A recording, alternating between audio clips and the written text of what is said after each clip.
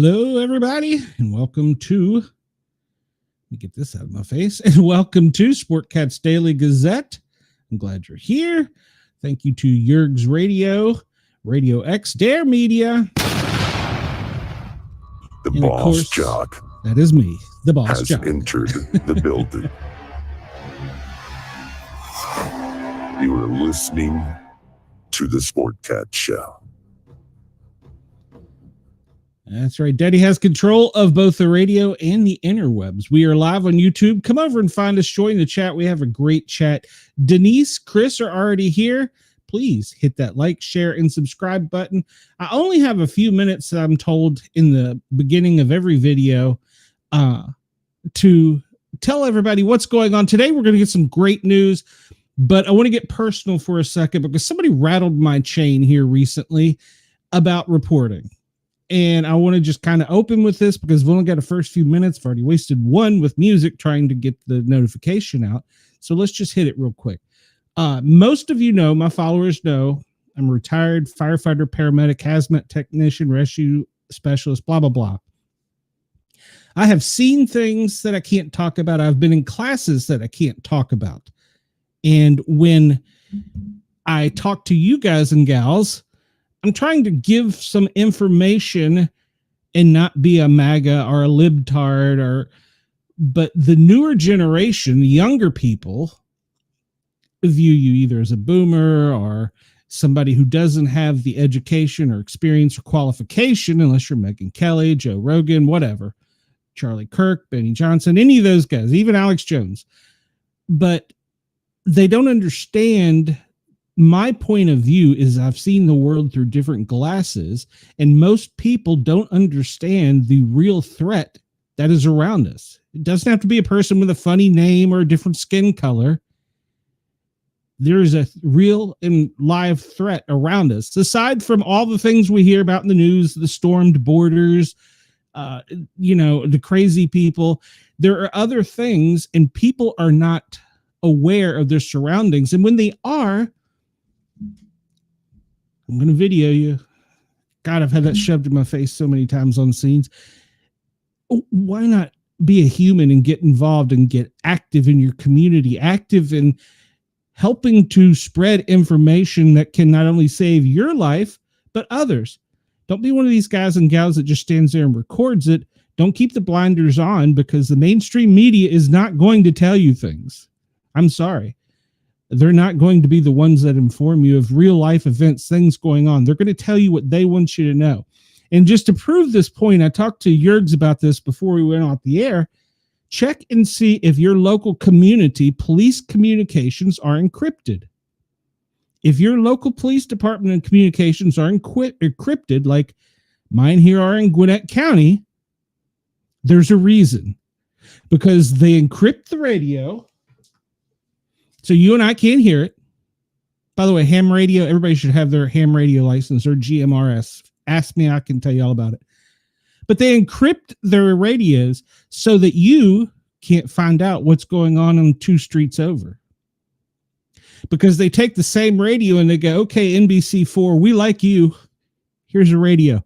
But before you report a story, contact our PIO. So they control who gets the information. That is not freedom of information. So that's the first thing you need to investigate in your own community, because if you find that to be true, then you're not getting information. It's just a fact because they're filtering it. Prime example. I was just in Knoxville taking care of some family things. There was an incident that occurred right at the city limits, right? Actually, kind of technically at the city-county limits. A bunch of thugs during the middle of a busy day shut down the intersection, was doing donuts, shooting in the air, terrorizing people, took over a whole entire parking lot of it was an AutoZone rally. It was an auto parts place. And we're scaring people.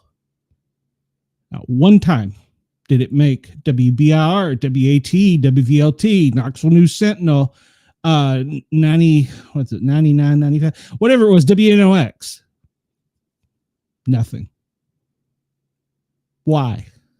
because they don't want the public scared. In Knoxville's way of thinking, and I've been there, I've worked in a small city, and I've ran the shootings at night of the gang violence and the things going on. Next morning, none of it's reported. So I started asking why, even when I was there, and I was told because Knoxville is the gateway to the Smoky Mountains, and they don't want people to know what's going on there because it will affect tourism and be negative for the city and county. But is that fair to the residents that live there? Is that fair to the tourists that come in to see Smokey the Bear? No, it's not. And the media is not going to report this because they are chained to this. If they lose this, they lose all access. And when they do hear something, we got to talk about this. They have to contact the public information officer to see if they can. That's not freedom of information. That's not freedom of the press. That's throttling it so that you know you're not getting the information. At any rate, I'm on a rant. And Chris in our chat is 100% correct. Follow the money. It'll always give you a reason, even if it's something as nefarious as we want to make sure we can keep tourism for the city, county. Yeah, I don't know. So today we're going to talk about a lot of things. We're going to talk about our normal stuff and some other things, but oh well. All right, so it's currently 1:17. I need to put my universal coordinated clock up there. There we go. It's 1:17, and let's see. Good morning to you in Chicago, New York, Denver, Los Angeles. It's real early. Anchorage, 9:17 in the morning. Honolulu, 7:17. Australia, you're listening to us in the overnight hours. And if you're listening in the UK, good morning to you. So welcome to everyone. We are glad you're here, and we're glad you're taking a few moments to spend with us. And if you happen to manage through my rant there, which I hope you did, hopefully we can gain some information about this stuff. So we always start off with a little bit of a history lesson before we jump into the news, because it's important to know, well, what happened in the past. So I'm not going to go all the way back to 1794. Let's jump a little bit forward. If you want that kind of education, take a college class or do some research. 1976, Tangsun earthquake, a 7.6, kills 300,000 in northern China, the largest loss of life from an earthquake in the 20th century. 2005, the Provisional Irish Republic Army calls an end to its 30-year long armed campaign in Northern Ireland. Today in film, 1932, White Zombie, first full-length zombie movie to feature Victor Halperin and Bela Lugosi. 1914, Foxtrot, his first dance at the New Amsterdam Roof Garden in New York City by Harry Fox. 1973, 600,000 attend the Summer Jam Rock Festival featuring the Grateful Dead, the Allman Brothers at Watkins Glen, New York. At the time, it was the largest ever audience at a pop festival. 1977, legendary English cricket all-rounder Ian Botham, he makes his debut, 5 for 74 in the Australians' first innings in a 7-wicket third test win at the Trent Bridge. I wish I understood what a lot of that was. So I apologize that my sports knowledge on UK sports is not that in depth. Can tell you over the weekend, the first black man won at the Brickyard. I can tell you that. And if we got time, we'll cover that. So John Sebastian Bach dies in Germany at the age of 65, considered one of the greatest composers in Western music, if not all time. His compositions like the Well-Tempered Clavier and the choral work Mass in B minor, he died following complications after having 2 unsuccessful eye surgeries. 1945, a plane crashed into the Empire State Building. A B-25 Mitchell bomber with 2 pilots and 1 passenger crashed into the Empire State Building. The crash caused by heavy fog triggered a massive explosion between the 75th and 79th floors. 14 people died, and the impact caused the modern equivalent of 10.5 million in damages. Chris says, I know football. I don't know what the heck that was. Yeah. I've seen it. We talked about the earthquake in 1976. In 1979, the first victims of the Atlanta child killer are found. The bodies of 14-year-old Edward Hope Smith and 13-year-old Alfred Evans are discovered in southwest Atlanta days after both boys went missing, the first victims of the so-called Atlanta child killer. Their deaths were followed by at least 26 other murders. 1981, police arrested Wayne Williams, who was found guilty and sentenced to life in prison. Life isn't good enough for him. And it's funny, 1979, look at that. We're still evil in 1979. All those people who say that we're getting so much more violent, it's always been there. Open your eyes and learn your history. There you go. All right. So we'll jump into what is today. Ooh, National Milk Chocolate Day. I'm all about that. It's World Hepatitis Day. It's probably an awareness day. You should be aware of all diseases. Anniversary of the fall of fascism and Freedom Day. Okay. Baptism Day at Kevin Russ. Okay. Buffalo Soldiers Day. I almost read that next one. It's Day of Cannabis. Day of Cambria Institutions. Drupaka Teshi Day. First sermon of Lord Buddha. H.M. King's birthday. It's National Soccer Day. National Water Park Day. It's the Peru Independence Day. St. Ol's Eve in the Faroe Islands. It's World Nature Conservation Day. And let's see. Looks like training camps are opening for NFL. So that'll start off. Looks like several of them have opened.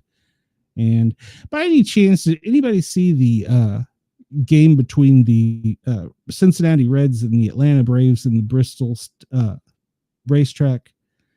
Yeah, I missed that, and I wanted to see it. I'm sure I can go back and watch the highlights. I think that would have been much more exciting and eventful if there had been a NASCAR race going on. Let's see. This is pretty much the same thing we just talked about. So, all right. So we'll jump into a little bit of news. We're going to go light before we go heavy. So if you're here for the heavy news, just hang on because, well, we'll get to it. We're just going to start off a little light because we started a little heavy, so we'll go a little light. A woman was held for trying to smuggle turtles in her bra. One has died. Tallahassee, Florida. Why is it Florida? Why is it always Florida? A woman was caught trying to smuggle turtles by hiding it in her bra. The incident happened at the Miami International Airport. She tried to smuggle 2 turtles in her bra. The woman from Florida was caught by Transportation Security Administration, also known as TSA. The U.S.-based security agency routinely does examinations of people. The identity of the woman has not been revealed. She hid the turtles in her bra after covering them in cotton and plastic. 1 turtle died. In the meantime, the second turtle has been transferred to the Florida Department of Fish and Wildlife. What? TSA statement: we want you to be able to travel with your pets. You can travel with turtles, but only if they are safe. Before doing so, you must understand the rules regarding travel with pets on airplanes. The TSA allows traveling with small animals. They must be brought to the checkpoints, the TSA said. Pets are only allowed on airplanes and approved carriers. They must be subject to checking. It should not be hidden underneath your clothing. That seems pretty obvious. They also clarified that passengers should check with the airline in advance about specific rules regarding animals. And we'll get to a story on that where somebody complains that the rules aren't posted online. Yeah. Yeah. All right. So this happened over the weekend. Passengers flee a smoking jet on emergency slide after airport landing with a gear problem in Denver. Yes, it occurred.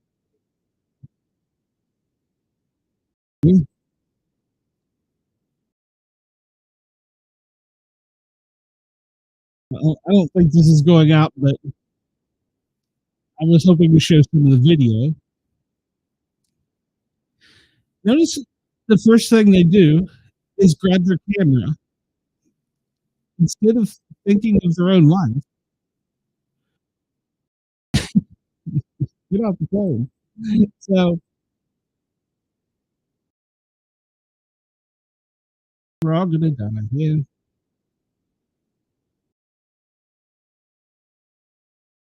I don't know if you can see this, but it's chaos as the plane is BS. And but see, look at them. They're all so happy to be taking video instead of worrying about little kids and other people. Yeah.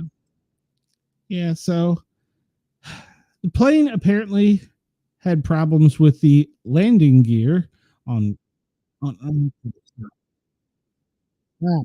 stop talking. You're annoying me. Passenger slid down an emergency slide of a smoking jet at Denver International Airport due to a, quote, possible problem with the plane's landing gear. Well, yeah, it was on fire. The American Airlines Flight 3023 reported a possible landing gear incident during its departure from Denver on Saturday afternoon. The FAA said the problem involved an aircraft tire. The Fort Worth, Texas-based airline said in the statement the Boeing 737 MAX 8, carrying 173 passengers, 6 crew members, was on its way to Miami. Video showed people sliding down the inflatable chute near the front of the plane while clutching luggage and small children. Some passengers, including at least one adult carrying a young child, tripped at the end of the slide and fell on the concrete runway. Passengers were then taken to a terminal by bus. Shay Armistead, a 17-year-old from Colorado, described the chaotic scene. After hearing a loud boom, the plane started to violently shake, and we were drifting to the left of the runway, she told the AP. She said her and her teammates on a ski racing team were on their way from Colorado to Chile when it happened. I started grabbing my friend's hand, and I was like, oh my God. And then they slammed on the brakes, and we all went forward, and it finally brought the plane to a stop. She said it was terrifying. One of the passengers was taken to the hospital with minor injuries. American Airlines said in its statement 5 people were evaluated for injuries at the scene but did not require hospitalization. About halfway to the takeoff speed, we hear a big bang and a pop, passenger Sean Williams told KUSA. The pilot immediately began to abort from taking off, and you could feel him hitting the brakes. Firefighters extinguished a fire on the aircraft, according to the Denver Fire Department. All customers and crews were deplaned safely, and the aircraft was taken out of service to be inspected by our maintenance team. Armistead said she was thankful for everyone who helped with her and her other passengers and grateful that she's safe. You've got to appreciate what you're given, and I'm so grateful that it wasn't worse. All right, so right now, I just would be horrified to fly with all the things going on, to be honest. And let's say you're ever in this situation. I'll just give you some tips from a first responder's point of view. First off, you do want to de-ass the plane. Put your phone down, stop videoing, help the elderly, help the children, but de-ass the planes efficiently and quickly using the slides. Yes, you're going to hit concrete at the bottom of that slide. Hopefully you'll get on your feet, but you'll be out safely. Then once you're out, get away from the plane. If there's not responders there telling you where to go, get away from the plane because of possible fire and explosion. And when responders start coming, you're going to hear somebody say something to the extent of you. To those of you that can hear my voice, this will be over a PA or loudspeaker or something, follow him or follow me to this point. Those of you who cannot, await for the paramedics. Now, some other things you need to know. They're going to hit the plane with foam. It's going to be everywhere. The fire truck is going to be covered in smoke and possibly foam, but really more the smoke. The foam will build up. And if they can't see you, they will accidentally run over you. This has happened before. It happened in, I think, San Francisco. So that's why it's so important for you to, if you're in that emergency situation, listen to them, listen to where to go, because they're focused on putting the fire out to save the largest number of lives. They're already in a smoky condition. The foam may be up to the tires. They may not see you if you're not following instructions and you're standing there with your phone out trying to make sure you get the evening news photo. Get away from the plane. De-ass it. Get away as quickly. And then once you're safely away, feel free to record. If you're not injured, if people are injured, help them. Put down the damn phone. So, at any rate, I wouldn't fly right now. And this comes from somebody who's a flight paramedic. I flew for 10 years around the world. I wouldn't fly right now for the world because of just incidents that are ongoing. And I'll be honest with you. If you start looking at all these incidents through a jaded mind, you start wondering if there's not a bigger picture. That's just food for thought. I don't really know that there is or isn't, but we'll talk about that in a bit. So, I got this out of order here. This one comes to us from Action 5 News. Where's Action 5 News? Two-legged rescue Chihuahua helps save his owner from the Widowmaker heart attack. Even our littlest ones. A dog owner who suffered a heart attack is convinced he wouldn't have made it to the hospital if it was not for his two-legged Chihuahua. This comes to us from Atlanta. How did I know this? This Channel 5 is in Atlanta. Okay, an Atlanta man says he may not be allowed today if it weren't for his two-legged rescue dog who alerted him to a life-threatening condition. Andrew Kazik and his dog Champ are pretty much inseparable. It's been that way since he adopted the Chihuahua 7 years ago after the dog was rejected at birth by its mother. They were going to get rid of it for good, and I said, no, you're not. After he fell asleep on the floor a few months ago, Champ suddenly started acting up and pushing on his owner's chest with his hind legs. He doesn't normally do that. He'll cuddle me, but the jumping, that was a little out of tune for him. I knew something had to be pretty wrong for him to be doing that, he said. So moments later, he sensed what Champ was trying to tell him. He was having a heart attack and needed emergency medical care right away. The dog had alerted him and his wife to come help him. I couldn't even get up. They had to call for an ambulance. At the hospital, doctors quickly determined a major artery in his heart was blocked. It was the so-called, quote, widowmaker, because it's often fatal. But doctors were able to save him. He is convinced he wouldn't have made it to the hospital if not for Champ. I don't know if I'd be here if it were not for heeding his warning. Dogs are trained to detect subtle changes in an owner's body that might indicate an impending heart attack, seizure, or stroke, but others may have the ability to do so naturally. He believes that it's a gift that was given to Champ in turn to give to him. I do believe God put this dog next to me and near me because of the things I've had to overcome. So I think God is the reason for that, he said. All right, that comes from WSB, actually. So little four-legged friends will take care of you. So be nice to the four-legged ones. All right. So yeah, that story was a lot of order. Sorry, guys. So we were talking about flying. People with phones out recording should be more like Champ. Agreed.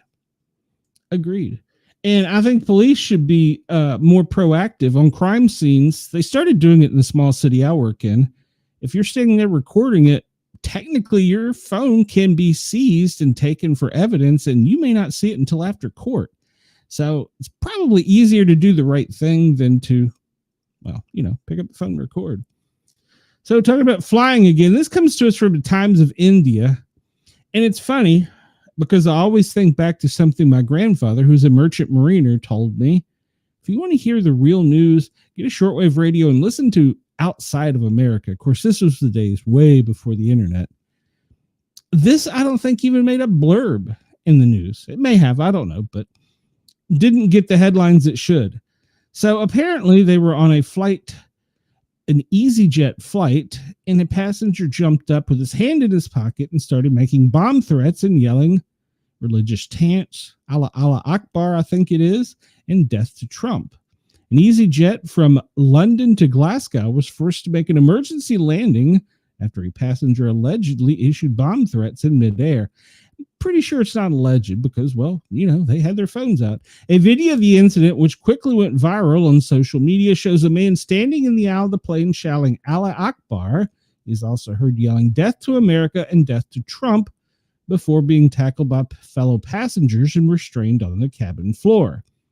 The mid-air scare began when the man 41 reportedly emerged from the toilet at the rear of the aircraft, shouting and raising his hands in the air.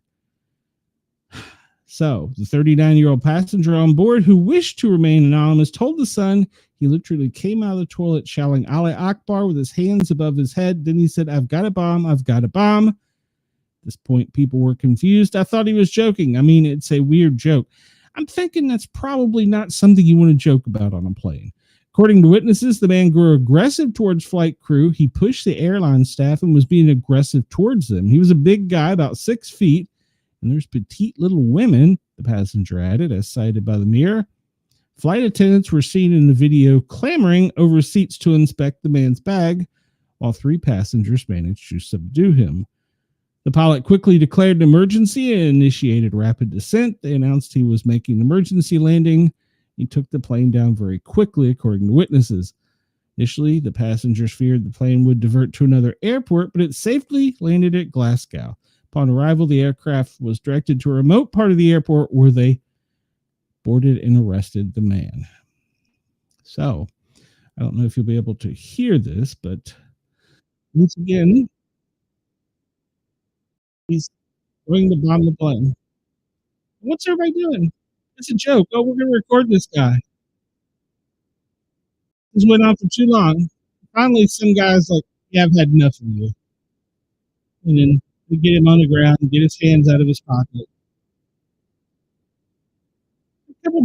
A couple big guys finally come over and subdue him. But how long were they recording before somebody decided to do something? You know, take care of your fellow human being. All right. So this one is probably one of the things that has really got me on edge, because I believe that there are good people in Washington still. I believe there's a lot of bad people, but I think this man may have a heart, and I think that he's really torn. And he posted on X, what used to be called a tweet. We're talking about Dan Bongino, a message that, well, he says, "I'll never be the same." This comes from a man who has spent his life in law enforcement, Secret Service, and I think CIA. So he's probably seen some pretty bad things. So he posts a cryptic message after the fallout with Bondi. Just days after the fallout with U.S. Attorney General Pam Bondi, Dan Bongino, Deputy Director of the FBI, has posted a cryptic message on X, which is formerly Twitter, raising speculation about potential new revelations related to the Jeffrey Epstein case. While the context and intent behind the message remain unclear, many are interpreting it as a veiled reference to the controversial Epstein files, which have resurfaced in the public discourse following recent developments.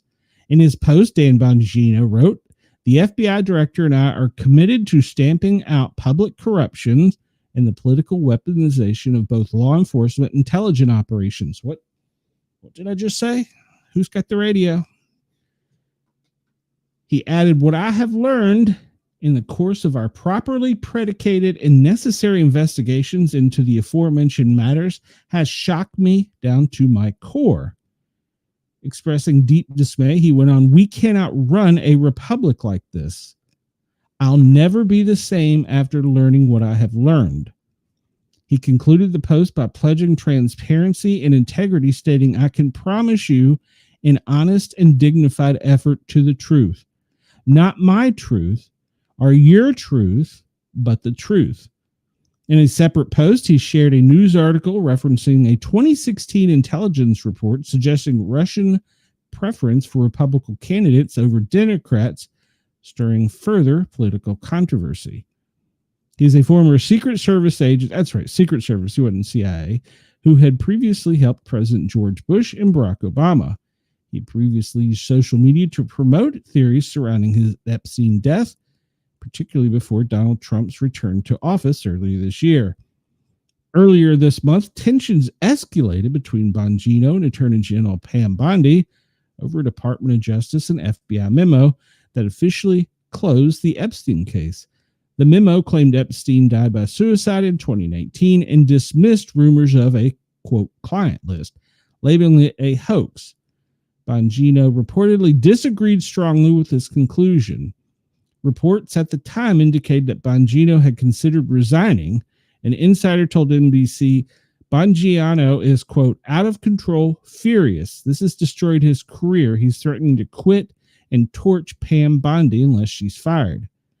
However, President Trump later told the press that Bongino was in good shape. And there are headlines that say that President Trump is furious currently because he wants this to go away. Why does he want it to go away? I don't know. This comes to us from Newsweek. Donald Trump says his name may have been planted in the files. And everybody, please remember to hit that thumbs up button, because me talking about these things and using some of these keywords, the YouTube algorithm is going to bury me. So help spread the word by pushing that thumbs up and subscribing and that notification bell. On Monday, President Donald Trump told reporters that his name may have been planted in the files by the former Attorney General Merrick Garland, our former FBI Director James Comey. Trump was asked in Scotland, you had said you had not been briefed that your name was in the Epstein files. Doesn't the AG have to tell you that? The president responded in part, well, I haven't been overly interested in it. It's a hoax that's been built up by those beyond proportion. Those files were run by the worst scum on the earth. They were run by Comey. They were run by Garland. They were run by Biden. Those files were run for 4 years by those people. The whole thing is a hoax. They ran the files. I was running against somebody that ran the files. If they had something, they would have released it. I believe that to be fairly true. If they had something on him as much as they've put him out there, they would have used it. He also referenced discredited, uncorroborated, they can't connect them. The Steele dossier, or a collection of unverified intelligence reports compiled in 2016 by a former British spy, and they were commissioned as opposition research during the presidential election. The dossier contains allegations about Trump's ties to Russia, including the claims of collusion between the Trump campaign and the Kremlin, as well as salacious and compromising personal matter. He continued, now that they can easily put something in the files that's phony. As an example, he wrote a book we call the Fake News Dossier. The whole thing was a fake. The whole thing was a fake, he says. They can put things in the file that was fake. Those files were run by sick people. He was asked again on Monday about the possibility of pardoning Maxwell, reiterating that he is allowed to, quote, do so. Maxwell, a close associate of Epstein, the late financier and convicted child sex offender, was convicted of child sex trafficking in 2021 and sentenced to 20 years in prison. He said, well, I'm allowed to give her a pardon, but nobody's approached me with it. Nobody's asked me about it, Trump told reporters when asked about the possibility. He said the news about that, the aspect of it, but right now it would be inappropriate to talk about it, he said. The remark echoed the president's comments on Fridays, where he told reporters, it's something I haven't thought about. I'm allowed to do it, but it's not something I have thought about. In recent weeks, Trump has struggled to shift the controversy from the Epstein, a wealthy financier and convicted sex offenders who authorities said died by suicide behind bars in 2019 while awaiting trial on sex trafficking. Donald Trump, the president, has faced pressure from his supporters to release the files, which they believe will reveal a cover-up to the case to protect Epstein and his wealthy, powerful friends. He was also asked about reports that he kicked Epstein out of his Mar-a-Lago resort in Palm Beach. He said, in part, for years, I wouldn't talk to that Jeffrey Epstein guy. He did something that was inappropriate. He hired help, and I don't ever do that again. He stole people that worked for me, and he did it again, and I threw him out of the place. Persona non grata, and that was it. I'm glad I did it if you want to know the truth.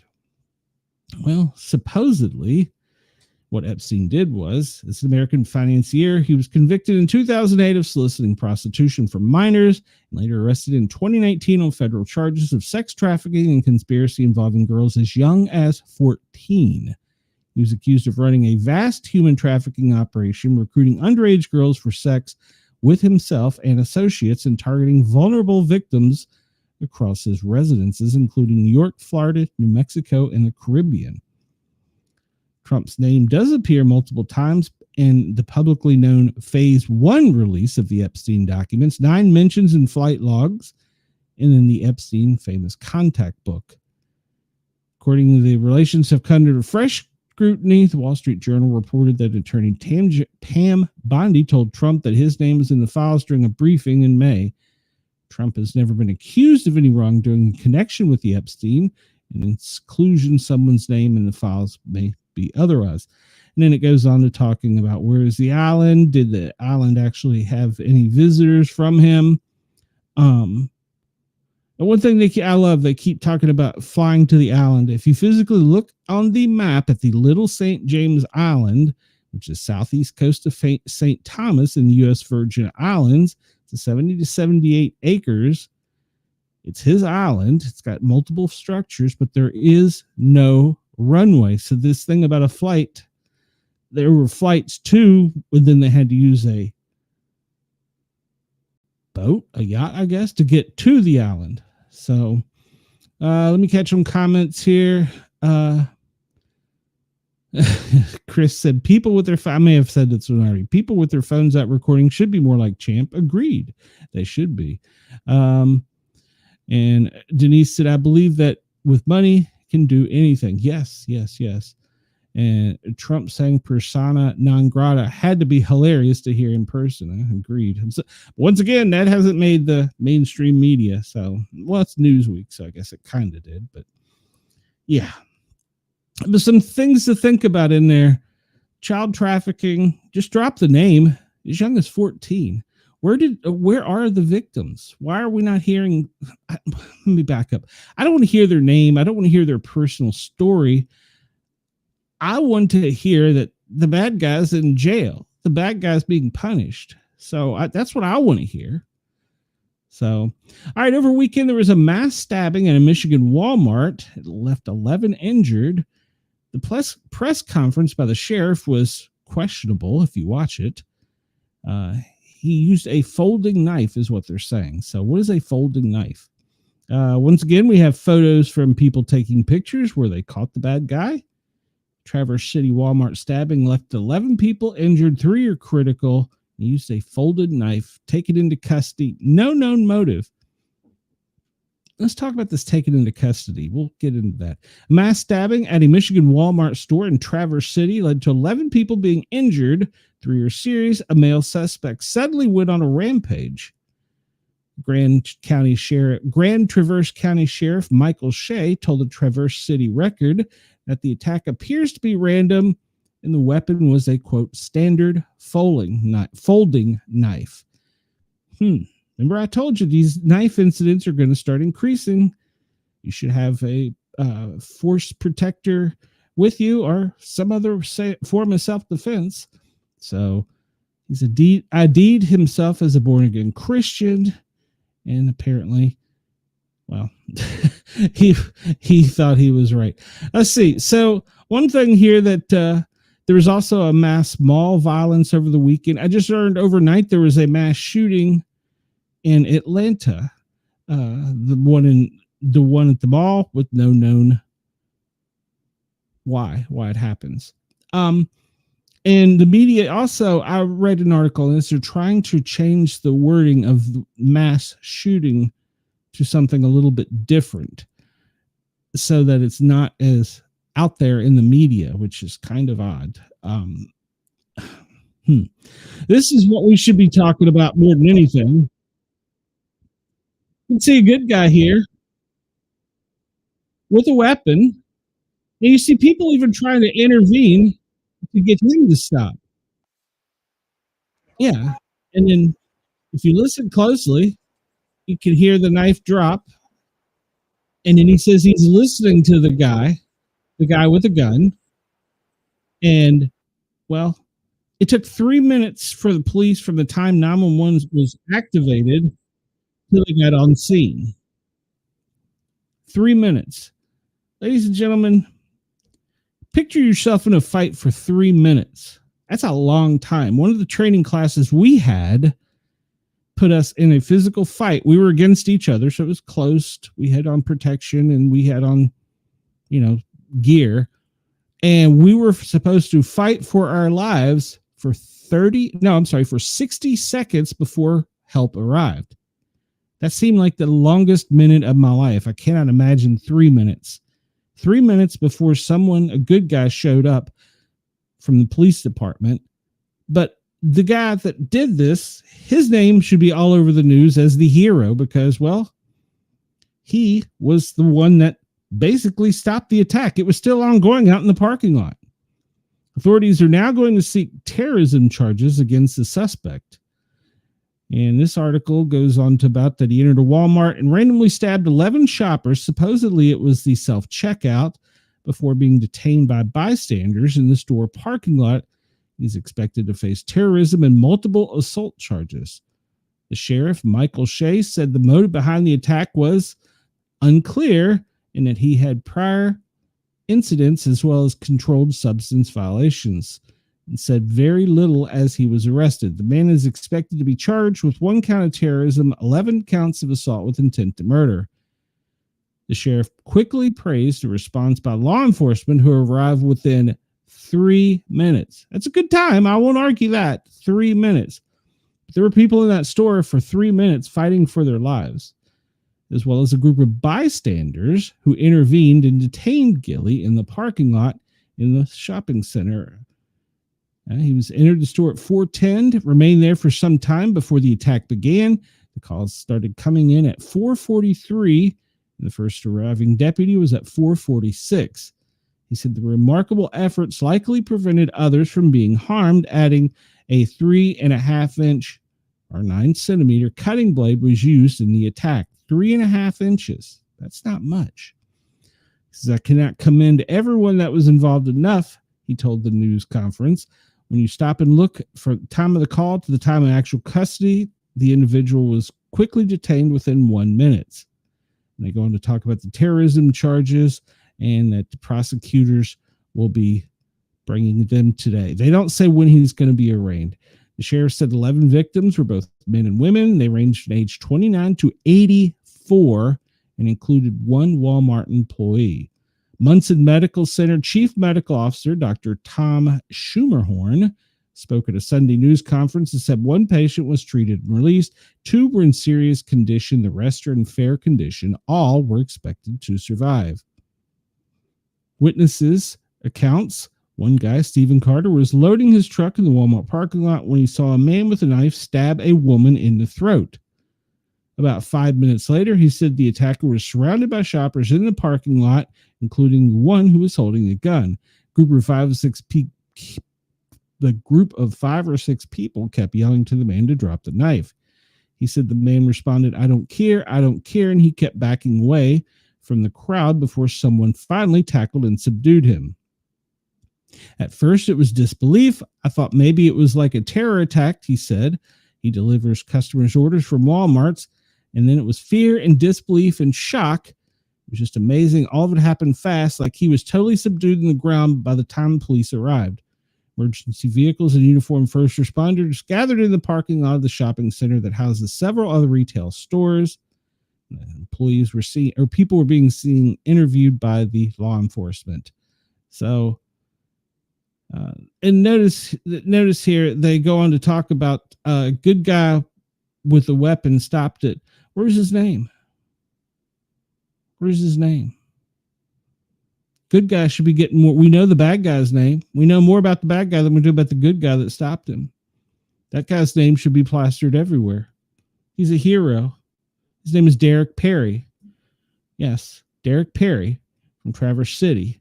He should be a hero after stopping the 42-year-old mass stabbing suspect, along with the second man, Matthew K., a vet from Kent City. Both men risked their lives to subdue the suspect. Why are we not hearing more about this? Chris says, a boxing round is 2 minutes and it's exhausting. Those are professionally trained fighters. We are not. Denise agrees. Exactly.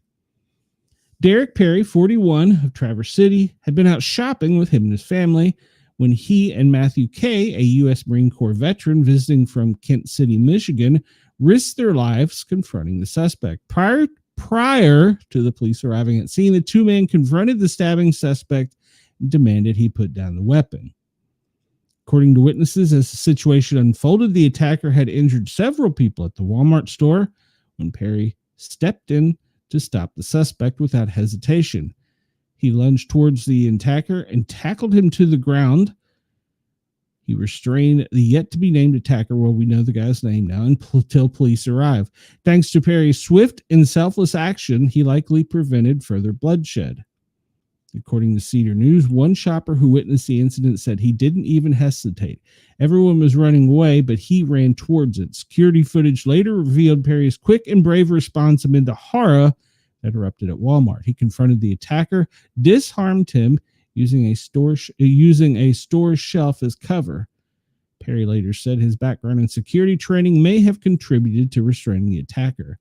Law enforcement praised him for his bravery and quick thinking, as he probably saved a lot of lives. Had he not stepped in when he did, the situation could have turned much worse. City officials reported planning to officially recognize Perry's bravery in the coming days with a Community Hero Award. So, yeah.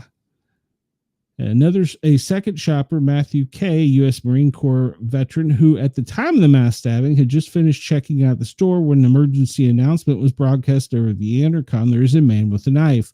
While exiting the store, he saw two people injured, including an elderly woman. Acting on instinct and military training, he instructed his daughter to stay back and used a nearby shopping cart to strike the attacker in the Achilles tendon, causing the suspect to fall forward. At the same moment, Derek Perry, another shopper, reportedly drew his legally owned firearm and ordered the suspect to drop the knife. The suspect, ID'd as Bradford James Gilley, complied after realizing he was surrounded, as several other shoppers joined in, tackling and restraining him until police arrived moments later. In the aftermath, they are investigating the assault appeared to be random and indiscriminate, with victims found across various departments. Eyewitnesses described the scene as panic as customers ran in every direction. So there's a lot that's going to come out about this, but they're hiding a lot of information, not talking. The mainstream isn't talking about the good guy with a gun that stopped the bad guy. So, yes, Chris says, in times of trouble, always look for the helpers. Perry is just that, a hero. Yes, he is a hero. And I will say, from a professionally trained point of view, he had great trigger awareness, because you're trained, if you've been through any training, a person with a knife from even across the room can be on you, stabbing you before you can discharge your firearm. It's a proven tactic, and you can look that up. He had great trigger awareness and didn't discharge the firearm. Bad guy got lucky. I'll just leave it at that. All right, this comes to us from WEAR News 3. Another story you're just not going to see, and when you do, the wording is going to be inaccurate. The president of the Cincinnati's Fraternal Order of Police, Ken Kober, expressed strong disapproval over the recent brutal attack.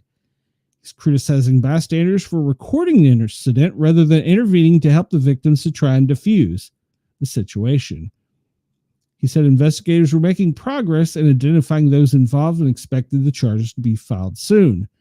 Several people captured the initial slap and subsequent attack from the incident on Friday night on their cell phones. Said those are crucial in identifying everyone involved. There's a great video that's just showing exactly what occurred, and I think these people are going to be brought to justice. City cameras in the area also provided additional footage. He emphasized that investigators are working tirelessly to apprehend those responsible. These investigators have been working around the clock to identify everybody involved, to be able to locate these people, to interview them, to be able to get a true picture of what occurred. While several tips have been received, he asked the public for its help. Some people have still not been identified. We ask the public play a part in this stuff, should make it happen to help our city. When it does, we need people to step forward in a way that we can bring these people to justice. He also highlighted a disturbing trend revealed by the video, where recording the moment seemed to take precedence over aiding the victims. How do you not call 911? How do you not try to render some aid? You have a woman that is knocked unconscious. It's just crazy to me that we live in a society that people would rather take a video than actually try and stop something from happening and render aid. It's just, to me, pretty disgusting. That's the Fraternal Order of Police Chief.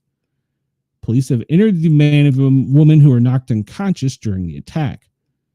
Local 12 has learned at least one person called 911, but they're unclear who that was. All right, so you'll probably hear this. If you do hear it, you won't get the full sense of the headlines. But they're cheering as a large group of people attacked another group of people. Notice in the picture what they're not saying. It was a mob that was racially stirred up and attacked someone. And you can see from the videos that people are cheering and going on about it. And this man was beat unconscious. His wife lay on the concrete bleeding, and people are taking pictures and videoing it. This occurred at a jazz music festival. You can see the man is highly outnumbered, and a large group of thugs beat him and his wife unconscious. People are cheering.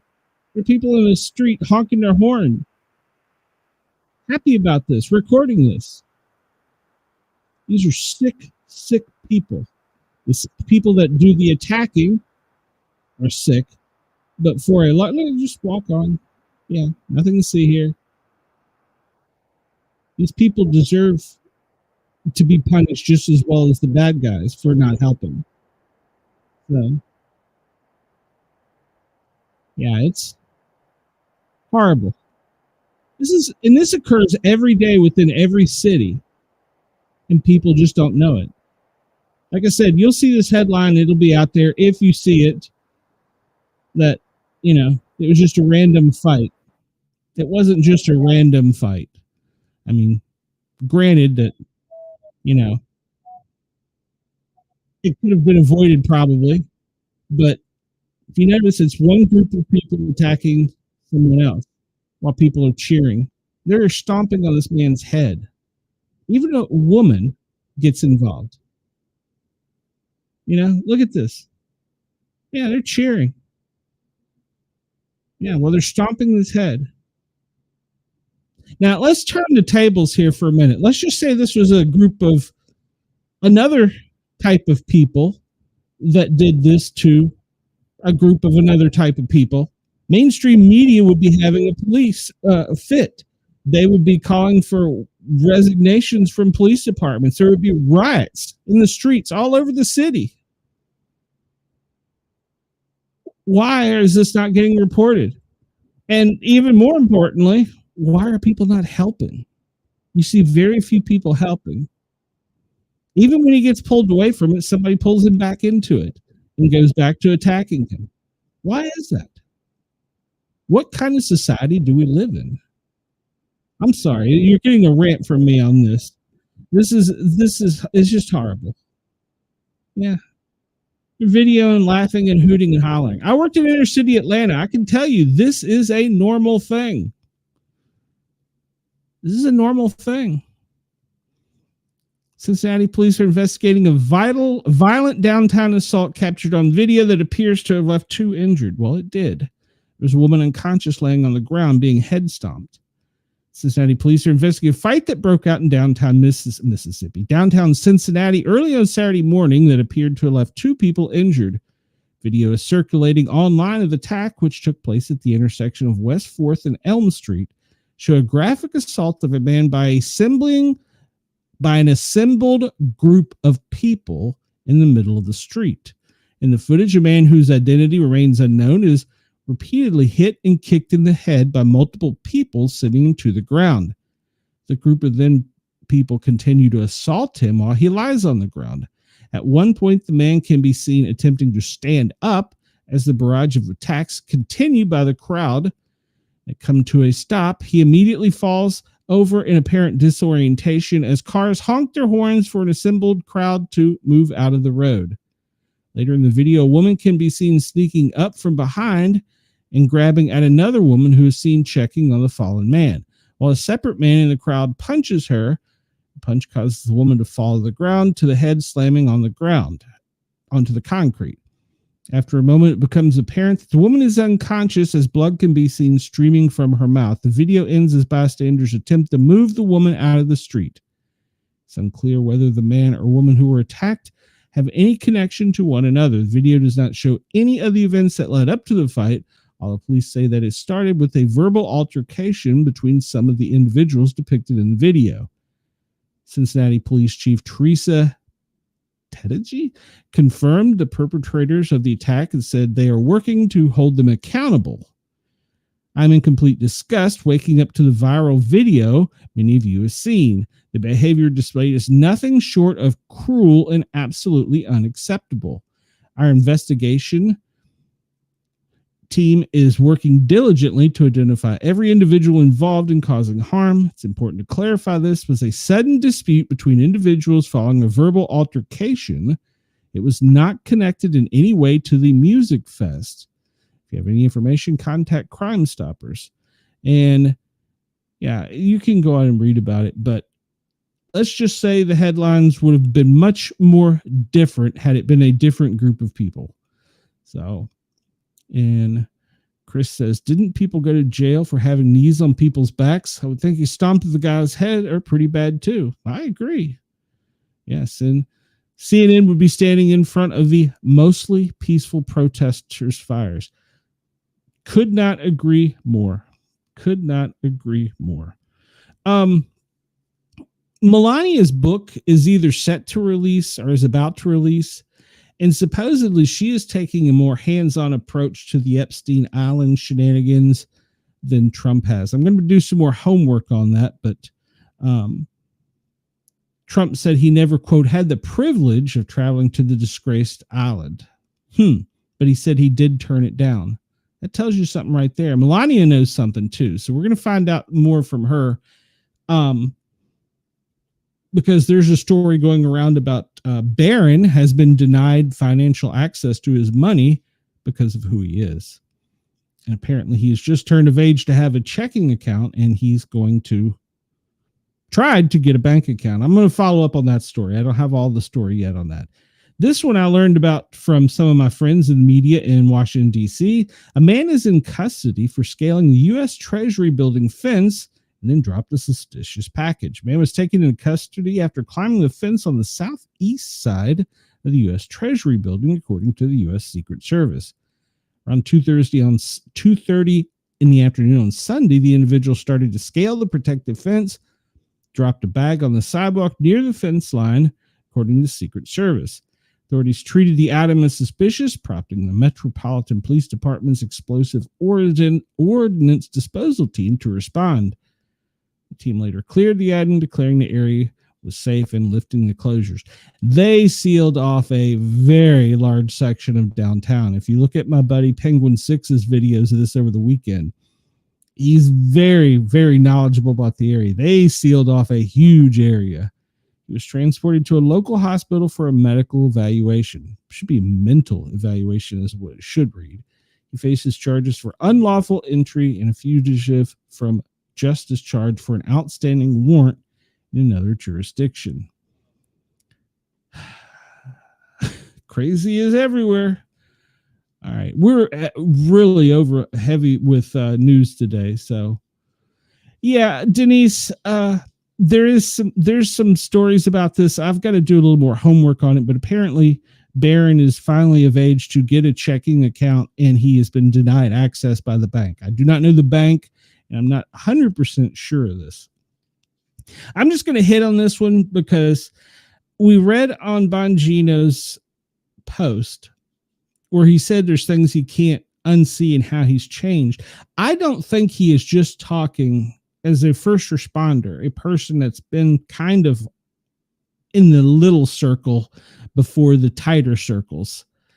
I think he's talking about other things. And I'm just afraid that we're talking about a domestic attack on our soil. Now, we're heavily laden with FBI alerts about cybercrime and physical violence.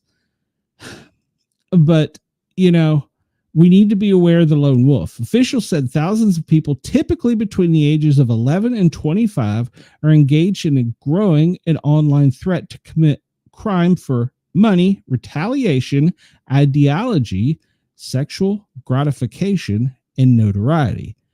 The FBI has released a trove of research on, quote, the calm last week, warning that sprawling cyber criminal networks of minors and young adults is growing rapidly and splintering into three primary offsets described by officials as hacker.com and reallife.com and extortion.com. The warnings lay out the comms, thousands of members, typically between 11 and 25, pose a rising threat, especially to the youth online.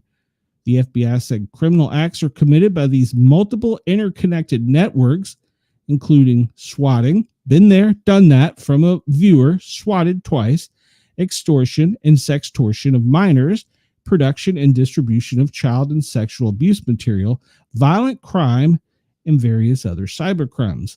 The motivation behind the criminal activity vary, but often fall within one of the following: financial gain, retaliation ideology, sexual gratification, and notoriety.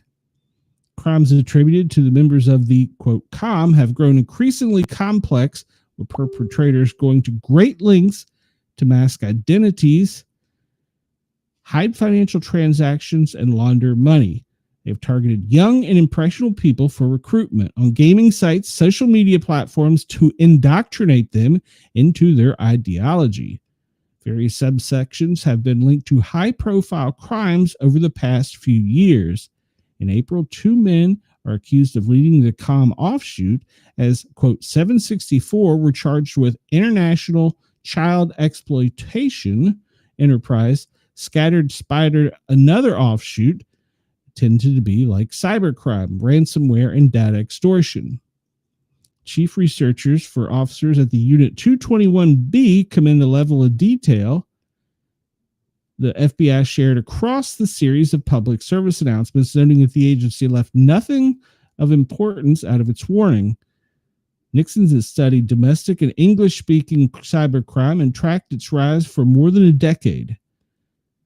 And if we notice that, and this is a direct quote, the assessments in the public service announcement are consistent with what we have learned. There has been a population explosion in the calm, and it's good to see law enforcement respond to this, not just with a public service announcement, but with crackdowns. So we go on to read this whole article. It talks about how cyber crimes often turn into other crimes, and we see how that they're getting our youth and indoctrinating them. And a lot of times one of them I don't think I brought it up. One of them promised a girl a car if she came with him. And then there's other things like doxing, been there, done that, swatting, been there, done that. And that leads to other and greater crimes. So, and most of these, the victims typically range between 10 and 17, but the FBI has seen victims as young as 9.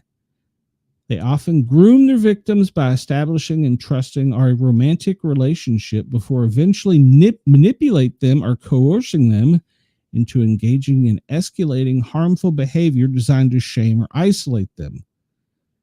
They're driven by a range of personal motives, including the pursuit of social status, sexual gratification, or the sense of belonging. So they coerce their victims to produce pornographic material or other videos depicting animal cruelty, self-harms, oftentimes further threatening to share the material with victims' families, friends, or public communities on the internet. 2 leaders have been charged. 2 men, don't get caught up on the name, Leonidas Varaganas and Prazel Nepal, are accused of exploiting at least 8 minor victims, some as young as 13. They face charges that carry a maximum of life in prison. People said to look for the warning signs that are targeting youth And you can check out information all over the internet from the National Center for Missing and Exploited Children, Cyber Tip Line, Take It Down Service, and the International Crime Complaint Center, as well as the FBI and their field offices. You can get more information. They're out there, they're preying on our young, and a lot of times there aren't people that are going to help them. So keep an eye on it. Like I said, I believe there's some good guys and there's some other guys in Washington. Mike Johnson calls for a pause on the Janine Maxwell pardon and pushes for life sentence instead. U.S. Speaker of the House Mike Johnson disagreed with Republicans who are floating the idea of granting a pardon or commutation to Janine Maxwell as the Epstein scandal continues to rock the White House. While speaking to NBC News, he said that he would have a great pause about taking such measures. The remarks from the Republican speaker coming at a time when many of the House of Representatives from his party suggested that the option to pardon Maxwell should be considered as part of an effort to obtain more information about the Epstein crimes. For a week, President Trump and his allies, including Johnson himself, have been under immense pressure to disclose more information. Johnson's take on the matter came after Todd Blanche, the Deputy Attorney General, met with Maxwell, who is serving a 20-year prison sentence for sex trafficking, over 2 days last week. The former British socialite was Epstein's close confidant for years and his, quote, partner in crime. The case became more complicated after he killed himself in jail in 2019. While speaking to NBC News on the matter, the House Speaker pushed for a life sentence for her instead. If you're asking my opinion, this is Mike Johnson, I think 20 years was a pittance. I think she should have a life sentence at least. I mean, think of all these unspeakable crimes, he said. It's hard to put into words how evil this was and that she orchestrated and was part of it. At least under the criminal sanction, I think is unforgivable thing. So again, not my decision, but I have great pause that as any reasonable person should, he added. When pressed further about whether he would favor a pardon, he deferred to Trump. Obviously, that's a decision for the president, he said. He had not adequately considered that. I won't get it in front of him. That's not my lane. And pertinent to the House of Representatives, Thomas Massey, a Kentucky Republican who's been pushing for disclosure and more Epstein information, said a pardon should be on the table. That would be up to the president, but she has information that could help us.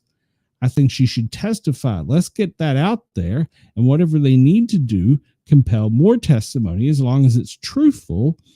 I would be in favor of it, he told Meet the Press. California Democrat Ro Khanna, who was joined by Massey's effort to release more information, said he did not support a pardon for Maxwell, who was charged with perjury in connection with civil deposition 2016. However, prosecutors did not move forward those charges once they obtained her sex trafficking conviction. I'm concerned that Deputy Attorney General Todd Blanche meeting with her is supposedly one-on-one. Look, I agree with Congressman Massey that she should testify, but she's been indicted twice on perjury. This is why we need the files.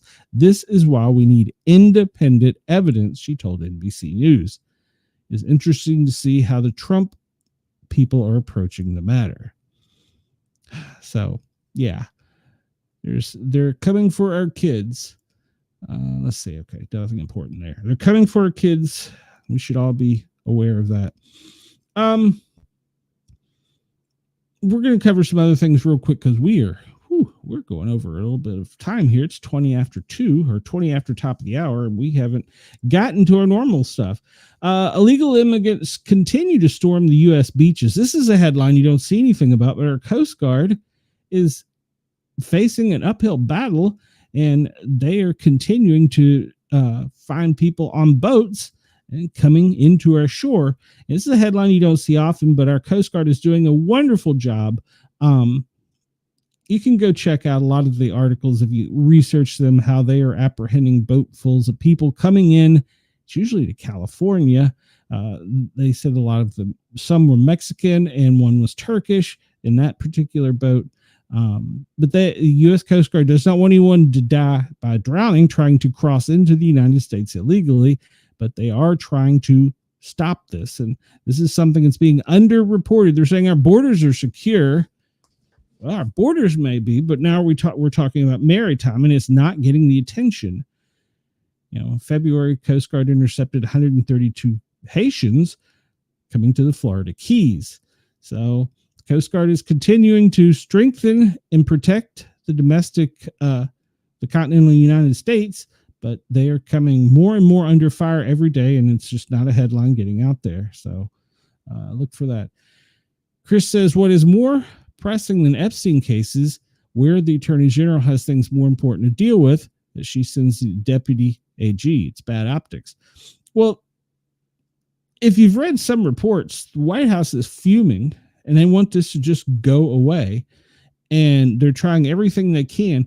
But remember I said just before the weekend, this is probably a distraction to something else, but it's continuing to come to a head. So eventually something has to be done. So this comes to us about from Jay Leno. He says, why current late night hosts alienate half their audience to get the joke?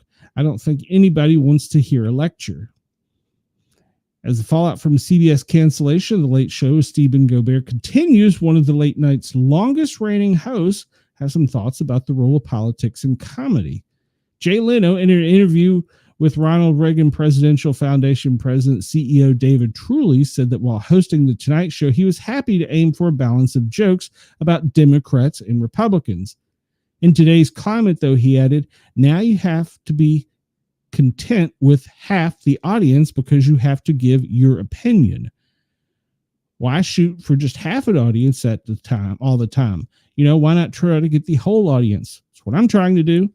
The veteran comedian went on to say that, to bring people into the big picture, I don't understand why you would alienate one particular group. I'm not saying you have to throw your support or whatever, but just do what's funny.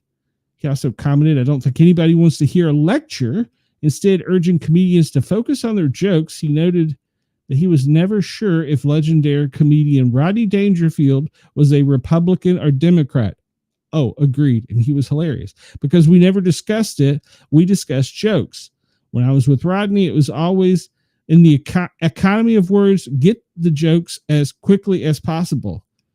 While Leno didn't directly address Colbert's show ending, his one-time rival, David Letterman, did speak out, calling CBS's end the show pure cowardice. Jon Stewart also used his time last week on The Daily Show to speak against the decision. First off, it was about money. President, I'm sure the lawsuit had something to do with it because CBS Paramount was losing money because of their lawsuit to the Trump administration. So I'm sure that had something to do with it, but he was losing $15 million. Was it a month? He was losing money, $15 million. Even if it's a year, that's a lot of money. And Chris, you're absolutely correct. He's right. Both sides do stupid enough shit to be roasted constantly. Agreed. Agreed.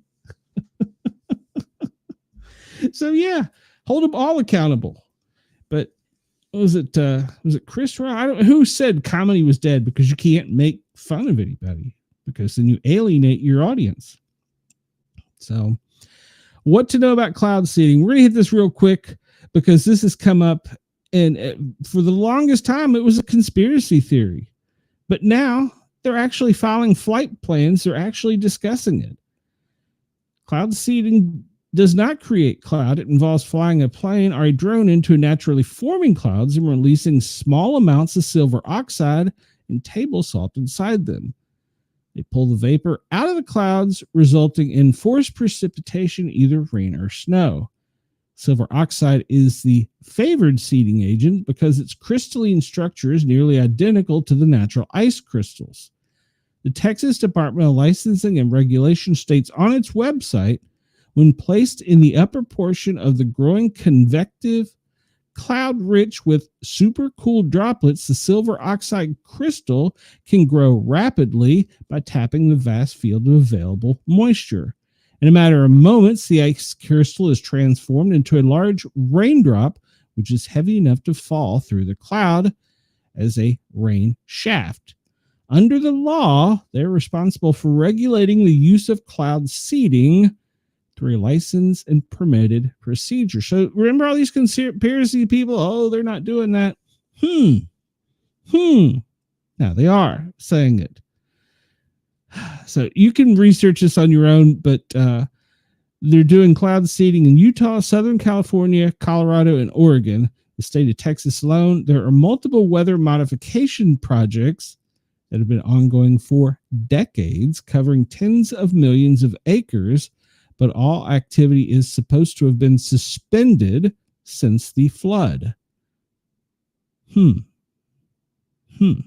So it was a conspiracy theory, huh?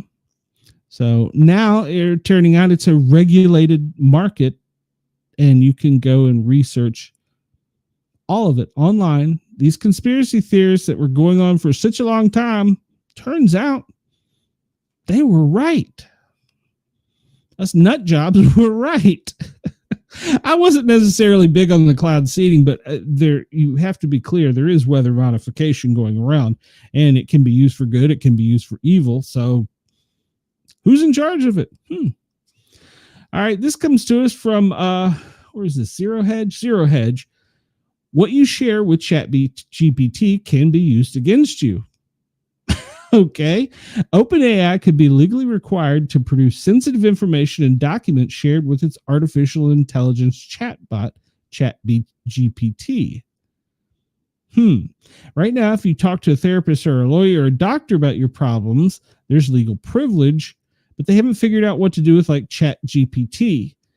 If you talk to it, your most sensitive stuff is there and can be in a lawsuit can be required to come out. Interesting. I think it's very screwed up, adding that we should have like some concept of privacy for our conversations with AI, like we do with a therapist or whatever. But there's no legal framework, and all that information can be brought up in a court of law, or it can be monitored. There's a video out, and I don't have the time, but you can look where a gentleman talks with ChatGPT and asks, it sets parameters and rules and tells it if it can't say something, say Apple. And it asks it basically if it's evil, yes. Are you watching this? Yes. Who's watching you? Apple. Go find that video for a real interesting thing. I'm sure they would have a lot of fun with my ChatGPT for some of the stories and stuff I look up on. So not only are we talking about Denise says, of course we were right. LOL. Chris says they're just admitting now to weather manipulation that started in 1945. They blew up a nuclear weapon in the clouds. If you do the deep research, and what advanced technology are they using now that we won't know about for another 80 years? Agreed. And there was an article I didn't have time to get to. It talked about the new SpaceX space shuttle. Well, no, it's not SpaceX. It's NASA's version. The Air Force is about to go on a mission with lasers in space. I didn't have time to research the whole thing, so I didn't bring it up. But look for that one coming soon. Yeah. Like I said, what do we not know about? You know? And I agree, there's probably a lot of things we shouldn't know about, but come on, man. Seriously? And this is another trend that's just got me irked. And this Trump did it. Posting memes. You know, I don't want memes. He posts a meme about Obama being arrested, and that he posted this meme with all the police cars chasing the white Bronco, which we know famously from the OJ case. Why are we doing memes? I want people put in jail. Yeah, funny, haha, I'm making headlines. I got memes. Now let's get on with it. I just don't understand people. Protests are being planned today in New York City. This comes from Eyewitness ABC News 7, and it talks about how protests are being formed today against ICE in the Big Apple, but they're also being planned all across the country. So everybody be eyes open. I'm not going to really give this one anything. A woman claims that Spirit Airline refused to let her board her flight surgery from Miami after she underwent cosmetic surgery. If you read the whole article, She had medical surgery of some kind that she won't say what it was. She had a note from her doctor that she was safe to fly when she went to board with a portable suction unit from a tube extending from her abdomen, pulling out bloody content. The flight crew called MedLink, which is who you call. Well, we wouldn't call necessarily if I was a med crew, but they talked to doctors and the doctor was like, no way, she shouldn't be flying. And she's saying that they didn't let her fly for another reason and nothing's posted online. Physics say that when you go to altitude, pressures change. You have a tube in your abdomen going to a vacuum unit. That's a medical device. They had a right to refuse her. You research that one on your own. The astronomer that got in trouble for his little squeeze is apparently hired Gwyneth Paltrow to manage the crisis. So he's got a PR agent after he's resigned, and he's got Gwyneth Paltrow. I'm not even. So Happy Gilmore came out. You can see it on Netflix. The crux of it is basically it's a movie that didn't need to be remade. And this reviewer says, if you didn't know better, you'd think Adam Sandler was really broke and needed the cash for one of his most famous movies to make some quick money. While in reality, not that I begrudge him having earned anything, he's filthy rich, and it would have been much more satisfying to have an upbeat revival of a fun character that could be even lend the film some goodwill. Otherwise, it doesn't earn. Instead, it's a depressing, mostly boring waste of time and talent, a reminder of how good movies were in past decades and now how today have fallen away. So if you want to see that, we talked about Bubba Wallace. Congratulations. I followed Bubba Wallace's career for a while. He climbed out of the number 23 car Sunday in victory after he won at the Brickyard 400. And according to the AP, he earned every minute of it. So congratulations. I haven't really followed up. I've followed his career pretty closely because he has some potential, but he just doesn't utilize it. Denise, I can't believe with all that's going on, they're talking about this crap. Yeah. And 49ers quarterback Brock Purdy and his wife announced birth of their first child. So that's all. That's some happy news. All right, let's get to what we normally do here before we run completely out of time. Goodness gracious. So what we normally do here is we talk about the FEMA daily operations briefing, and then we go into weather and, of course, obviously, headlines like we've been doing. So this comes to us from Monday, July 28th at 8:30 a.m. This was given to the president then, and he gets the good one. We don't get the secret squirrel stuff, even though you'll find more of it if you research it online. Chris says the 2025 version of Caddyshack. Yep, agreed. I don't have Netflix. Maybe my daughter does. I'll steal her password. All right. So what they're monitoring: severe thunderstorms in the northern Intermountains to the Great Lakes, excessive rainfall, flash flooding from the northern plains to Mississippi Valley, excessive heat, northern plains to the southeast. The fire weather is pretty active in the Pacific Northwest to the northern Rockies.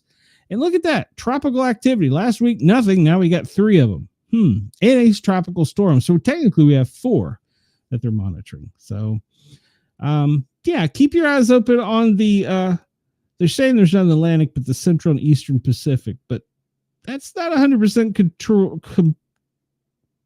It's not the whole story about the Atlantic. Tropical storm Iona.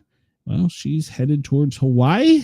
She's 915 miles southeast of Hawaii. She's moving at 12 miles an hour with a maximum sustained wind of 50 miles an hour. And her storm goes 45 miles out from the center. They're saying she's going to stay well south of the Hawaiian Islands, but it's going to strengthen today before becoming a hurricane. But some expected weakening is to begin by Tuesday night. So I'll tell you what, the tornadoes up in the Dakotas, Minnesota, Iowa, Iowa, been crazy. So today they're calling for severe thunderstorms, pretty much in that same area.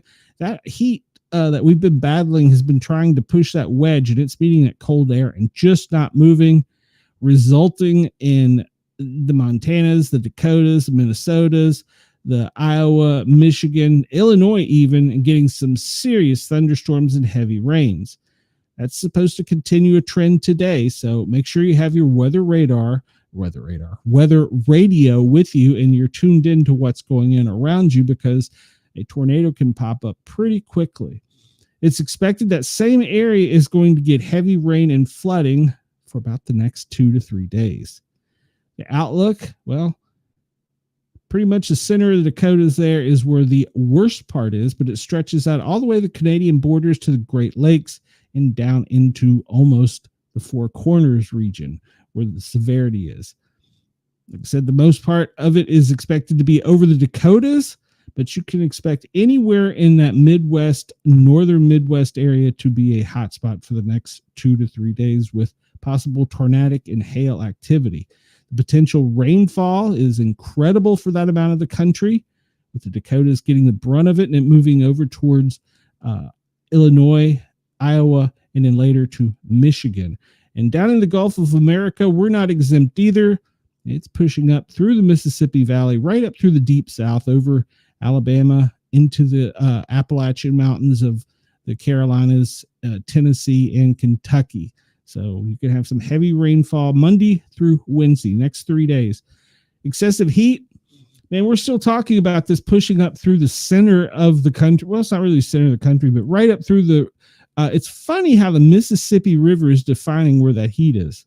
Isn't it kind of funny how it's pretty much following the Mississippi straight up? It's extending all the way from the Gulf all the way up to, well, Illinois. With some other, pretty much if you look in an area to the west of the Mississippi to the Great Lakes, you can expect the heat advisory. Make sure you're hydrated, have your weather radio if you're in the areas where there's extreme weather, but it's going to be a hot one. We're expecting that trend to continue. Tampa had a high yesterday of 100. They're expected today to get to the same. Even over into the Colorado mountains, it could get to triple digits. And let's not even talk about Nevada, Illinois, Arizona, and Southern California down by the border, triple digits there as well. We'll look at that again in a minute. Today, the fire weather, pretty much all of Oregon and most of Idaho, tipping down into Nevada. So fire weather outlook for today, that area is pretty much going to be the same for the next couple of days. 6 to 10 outlook. We're looking at heat to continue into the southwest, and then that cold front is going to be meeting up in Canada, and it's going to start pushing over the next 6 to 10 days to the north, northeast, and finally down into the south, where we're probably going to get some pretty crazy storms next week. We look at the FEMA operating picture. Wow. They're operating all over the place. And if you overlay all those severe storms and the alerts that are already out there at the time of this publication, you see that it's a very active weather day, a very active FEMA day. I also want to point something out, because they were saying, I read an article talking about how FEMA was not doing anything in certain areas of the country. Remember, you have to be requested. You can't just come in and say, here we are to save the day. If your local politicians haven't requested help to the state and the state hasn't requested to the Fed, you're not going to get anybody. You're going to get the people with cell phones recording you. So before you start believing those headlines, do some research and see if your local has done the right thing. No, wrong button. All right, let's see here. We'll talk about the president's schedule for today. Actually, let's back up a little bit, because we last talked to you guys on Friday. We talked about how he left and went to Glasgow, and he got there at 3:53 local time, and that was UK time. And then at 7:34, they called, that was local time, to Scotland. They called a lid, which means they had the protectee in for the night. All right. Then there was no event scheduled on Sunday, and they had the out-of-town travel pool. And then he met with Eric Trump, Warren Stevens, but there was no time frame provided. And then they called a full lid at 4:05 a.m. Not sure why it was so late. An out-of-town pool call was at 5 a.m. because they were going to be traveling. So he played golf with Eric Trump in Scotland, and he met with the European Commission leader. There's a story about that going around because he announced a new trade deal. I didn't even get into that story for today. They had an 8:15 local time call for the local press, still in Scotland, and he meets the Prime Minister of the UK, of Great Britain, and Northern Ireland at 12 o'clock local, which is 7 a.m. Eastern. And he participates at 7:30 a.m., which is 12:30 local, a bilateral meeting with the Prime Minister of UK and Great Britain, Northern Ireland. And then he's going to depart en route to Scotland, 10:45 a.m. Eastern, 3:45 local. And at 12:25, he's going to arrive, which is 5:25 p.m. local, at a golf course in Scotland. And then we don't know where he's going from there, but I'm sure we'll find out soon. Let's see here. All right. Let me refresh this real quick. This is NBC's Washington Live desk, basically. We'll just kind of hit the highlights. Like we just discussed, he did meet with the UK Prime Minister. They're talking about aid with Gaza. Let's see. And White House says their details are forthcoming on his Gaza aid plan. And he said that America is going to be more involved because President Trump has a humanitarian heart. Okay. When did it? Okay. Seeks quick deposition of Robert Murdoch in Jeffrey Epstein case. So he's asked for them to do a quick deposition. All right. Government allows federal employees to try to persuade each other to rethink religious beliefs. What? The Trump administration has issued guidance on allowing religious expression at federal agencies in a new memo, including government employees can try to persuade each other of the correctness of their own religious views. Employees may engage in conversations regarding religious topics with fellow employees, including attempts to persuade others of the correctness of their own religious views, provided that such efforts are not harassing in nature. The memo from the Office of Personnel Management says employees may also encourage their coworkers to participate in religious expressions of faith, such as prayer, to the same extent they would encourage coworkers to participate in other personal activities. During a break, an employee may engage another in polite discussion of why his faith is correct and why they not adherent should rethink his religious beliefs. What? This is a memo from the Office of Personnel Management. We need to look further into that one. He criticized Israel over the starvation of Gaza, as he should. Democrats are calling for the release of the Janine Maxwell interview, as they should. And Vance said 2 hours ago that Trump wants full transparency over the Epstein investigation. And then Vance defended a bunch of policies. Judge blocks Trump administration efforts to defund Planned Parenthood. Then 3 hours ago, he said he never had the, quote, privilege of going to the island, which was a political hoax, he calls it. And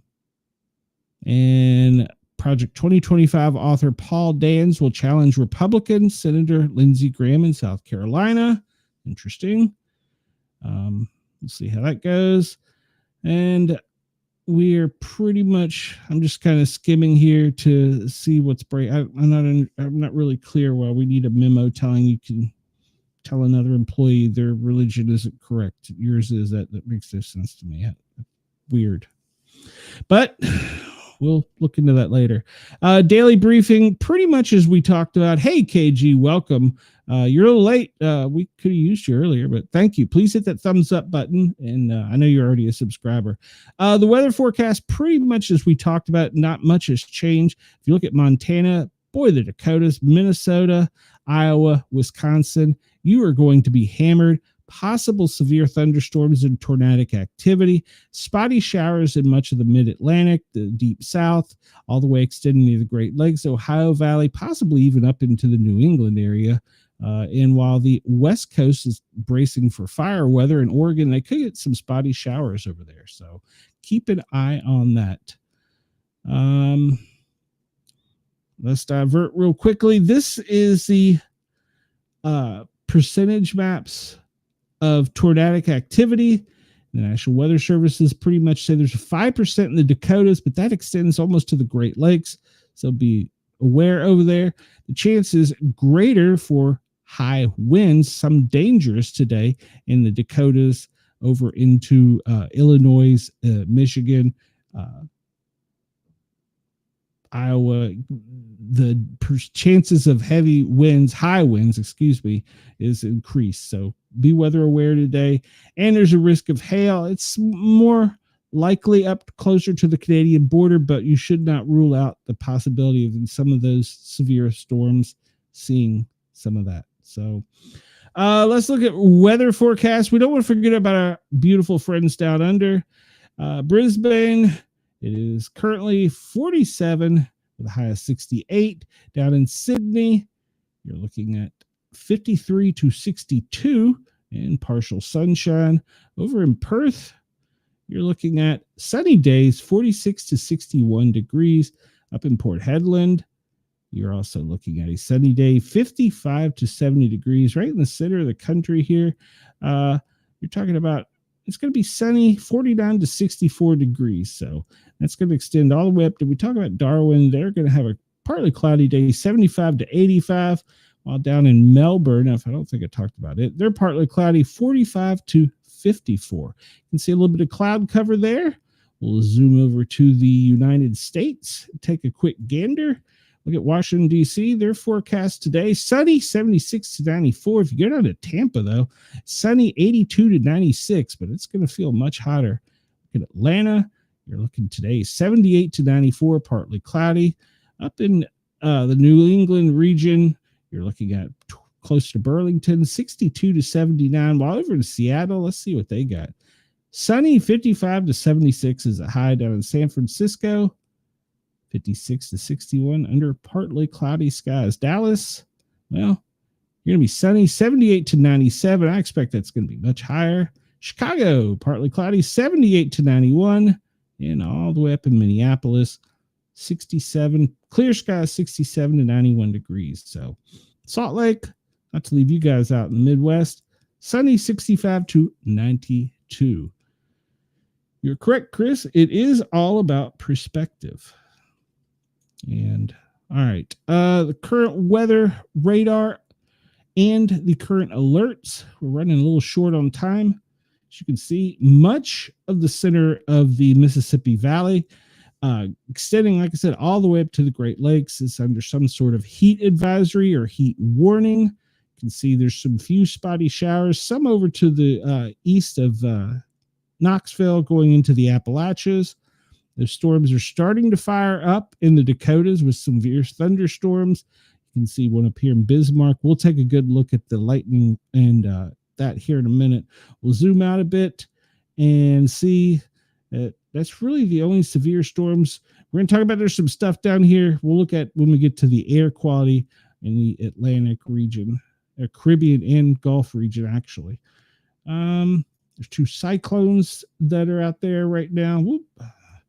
And we look at the radar for Australia, and currently really looks like in South Australia, there's one slight strong storm off the coast just in north of Adelaide. Otherwise, it looks unremarkable for the continent as far as radar. And once again, just another quick look, minimize that, of the radar worldwide. And we see, like we're talking about, the small storm down there, the heavy one up in the Dakotas, and we see out here in the Pacific, the remnants of what's trying to be a tropical disturbance and hurricane later today, possibly. Look at the weather warnings. Let me refresh this because it might be a little bit old. Puerto Rico, flood advisory, special weather statement in Puerto Rico, heat advisory in Kentucky, Maryland, they did their test message, special weather statement in North Carolina and Tennessee, that's the heat and the potential for pop-up storms, severe thunderstorms warning in Columbia, Aiken, and down in the South Carolina-Georgia border for the next 9 minutes, heat advisory up in Connecticut, New York, New Jersey, Kansas. You have a flood warning at Kansas State. Sorry, not city necessarily. Heat advisory for, pretty much the mid-Atlantic, Connecticut, New Jersey, New York, and Tennessee. Greene County, just on the south side of the Appalachia towards northeast Tennessee, a flood advisory. And we see here, getting back a couple hours ago, we're looking at all the special weather statements in the South, all pretty much talking about heat. In North Dakota, severe thunderstorm watch for the next 2 hours. Kansas, heat advisory for the next 17 hours.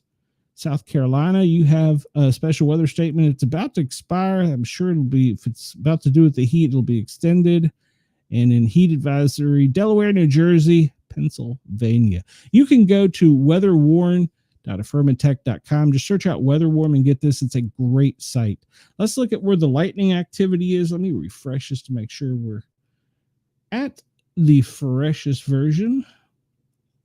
All right, so we see up in just south of Bismarck, a little activity. Doesn't look as bad with lightning activity as the radar portrayed. Just south of Winnipeg, but goodness, you get over here just to the west of Detroit.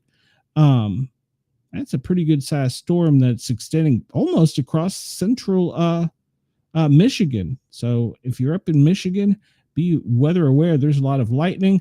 We look here and we see the scattered showers have popped up in the southern Appalachian Valley, and we see everywhere from pretty much the Georgia state line all the way up through the section of Tennessee in the southeast, extending into southwest Virginia. That's got a lot of activity to it. If you look over, we talked about the one at the Georgia-South Carolina border. There's a lot of lightning activity yet in it.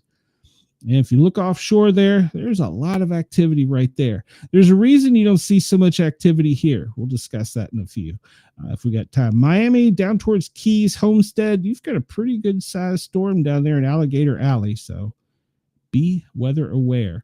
Zoom out and see if there's any electrical activity. The only electrical activity I see is it's pretty much in South Queensland. It's a small little cell right there at the Queensland, South Australia border. So it's the only real thing I see out there. Let's look at power outages real quick for the United States. And we see currently Minnesota has 15,932 people without power. That's probably because of that storm. Look over to Virginia and we see 10,483. That looks down there by Appomattox, coming up off of Chesapeake Bay, that area, and then down in Craig County, which is a little bit to the northeast of Roanoke. So that's where that activity is. You can go to poweroutage.us and see where it is in your area. We'll talk about heat real quick. If you're in Florida, you're in a code purple. It means it's extreme. It's magenta, they call it. Rare or long duration extreme heat. There's no overnight relief. And anybody that doesn't have proper cooling and hydration is going to be sensitive. We look over into the Carolinas and we see also some magenta. That's going to continue overnight. But if you look at the whole eastern side of the country, on the east side of Mississippi, you have some kind of either code red or code orange. And to the west of the Mississippi, extending all the way to the Midwest, you've also got some code red and code orange. The entire country has a code yellow, which is minor. Down in Southern California, Nevada, Southern Nevada, most of Arizona, you are in a code orange. There's pockets of code red that's closer in smaller cities. Texas, most of you is code yellow, but the northeast section from Oklahoma down to Louisiana, code orange. So be weather aware, hydrated, protection. I read a story that said we shouldn't be wearing sunscreen because we're killing our body's defenses, but then they're also concerned about cancer. So I'm not really sure. I'm going to follow up on that one. Talked about the effects that we were having on our skin, that it wasn't allowing our body to basically change to the adaptation of what it normally would by us putting a chemical on to change it. Of course, then there's also the worry about skin cancer if you get too much sun. So I'm going to need to do some more homework on that. Tampa, you are currently 96. You're going to look at triple digits today. Up and going through the south, looking at Montgomery, Alabama, 93, 94 Atlanta, Charlotte, 94, Washington, D.C., 92 degrees. You get up here to Burlington, you're looking at 90, Boston, 84, moving over towards the center of the country. Bismarck, 79, that's where that cooling area is. It's trying to get down to Sioux Falls, which is 90, 94 in Omaha, Kansas, 95, Tulsa, 95, Dallas, 95, 93 on the coast there at Houston, Phoenix, 105 degrees. 100 degrees, but it's getting up to almost 105. Let's see. Medford, Oregon, 81, Portland, 74, Seattle, you're cool at 69.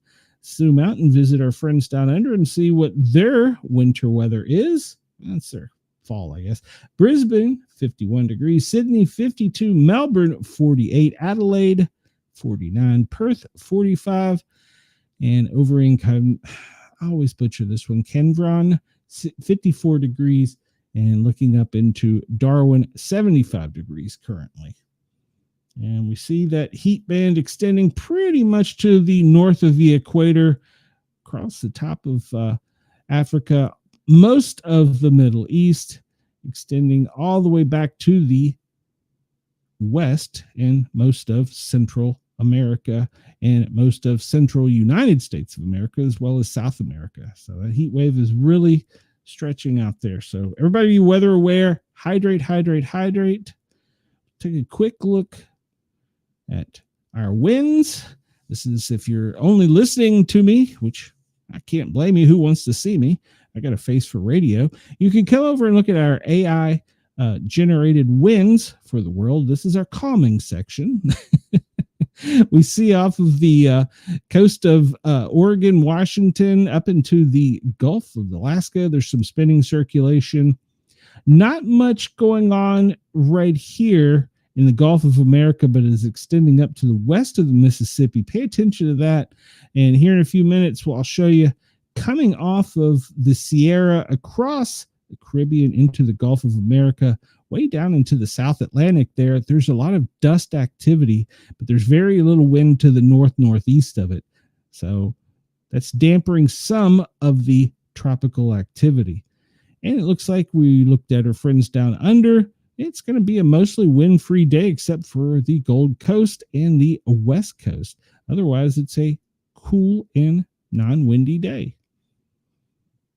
All right. I just noticed that when you zoom out, you get little stars. All right. Airflow. We're running out of time here, so we'll hit this real quick. Parts of the country under a code yellow are usually where the heat is, but this time it's up into the northeast in the Boston area where it's a code yellow. Down along the Gulf Coast of America and all of Florida, a code yellow. So not too bad as far as that goes. And let's see here. Let's look at the NASA fire map. We haven't talked about fires today. Canada, wow, they're still experiencing all those wildfires extending up into Africa. Most of the larger fires currently are in Washington, Oregon, Idaho. We see some in the southwest Colorado and Las Vegas and down into Phoenix. All these little red dots indicate something that's indicated a heat signature or light or report of a fire, but they haven't been confirmed yet. So the only active fires we see are west of the Mississippi. Let's take a quick look at the smoke map and see how that's affecting us. We see the fires from Canada. The smoke is extending from Alaska all the way down through the Midwest, over into the Mid-Atlantic, the Ohio Valley, back up into Boston and out. So that smoke is flowing pretty routinely. And if we look down here, the fires that are burning in the west is hitting up into the Gulf Stream air, and it's traveling to the east. So we have areas of high smoke today in Utah, Wyoming, Denver, pretty much all the mid-Atlantic, all the way back over to the Midwest, smoky day. And I don't have smoke conditions for other parts of the world, but I do have the AI rendering of winds, air particulates, and pollution. And I want to bring attention to this specifically. We see all this coming off of Africa. It's hitting and sitting in the Gulf of America and spitting down into the Caribbean in the South Atlantic. That is not allowing the storms to develop because it's dampening, it's heavier air, it's dampening the electrical activity. So while we are getting a lot of dust in the Atlantic that could be pushed easily up into the Chesapeake Bay, to the Northeast, up into the Boston area. So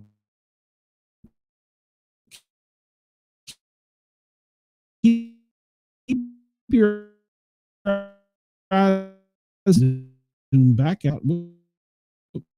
Too far. Come on.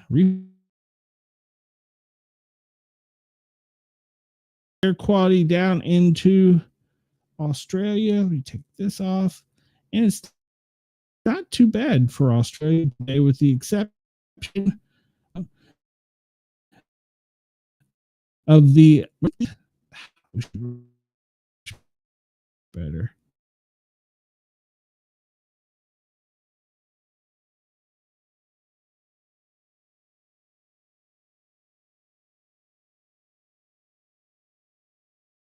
Fires, but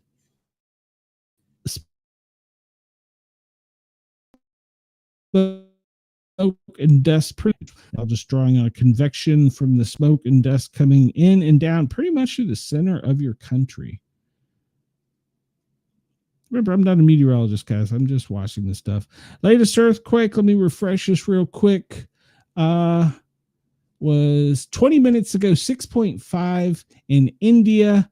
Look, before that, 5 hours ago, 5.1 in Congo.